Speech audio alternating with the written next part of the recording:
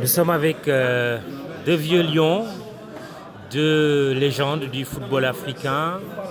Antoine Bell, gardien mythique de la sélection du Cameroun. Roger Mila, le grand buteur. Une rencontre fortuite dans un restaurant huppé de Yaoundé.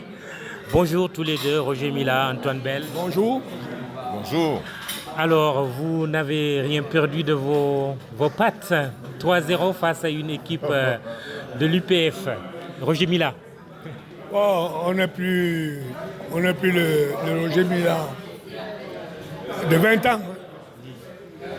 On a quand même perdu de la puissance. Mais avec la marche que moi, par exemple, j'ai fait tous les mardis, jeudis et samedis, ça me maintient un peu en forme. Je croyais que vous aviez encore vos jambes de 20 ans. Oh, si j'avais mes jambes de 20 ans, c'était pas 3-0, hein, c'est 8-0. Ça, c'est Roger Mila. Alors, Antoine Bell, vous arrêtez toujours des pénaltys. Oui, mais je ne joue déjà plus dans les buts. Je vais vous dire, honnêtement, le score du match d'aujourd'hui n'est pas important. C'est le fait de se retrouver qui est très important.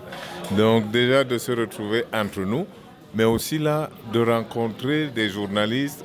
Balle au pied, ça change. On les a toujours rencontrés comme vous. Oui, comme commentateur. Avec le micro. Oui. Alors que là, aujourd'hui, c'était une occasion pour s'amuser, mais s'amuser avec eux. Et comme les journalistes ne parlent que des trains qui n'arrivent pas, les joueurs ne parlent que des jours où le journaliste les a critiqués. Ils oublient tous les jours où ils ont été encensés par les journalistes. Oh, donc aujourd'hui, c'était l'occasion d'oublier toutes les critiques et de penser qu'en réalité, les journalistes et les sportifs en général et les journalistes et les footballeurs en particulier sont des partenaires.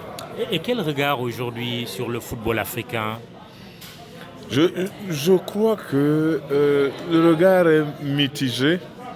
Le football mondial n'arrête de s'organiser, d'avancer. Le football africain tente de suivre. Il y a des pays qui vont plus vite que d'autres. Il y en a qui d'ailleurs font de la résistance. Mais on sent bien que s'organiser est un impératif et que ceux qui traînent les pieds doivent savoir qu'ils y sont condamnés. Donc il faut aller de l'avant. Et donc je crois que il faudrait surtout que les dirigeants africains arrêtent de juger de manière simpliste le football africain à travers les individualités de footballeurs.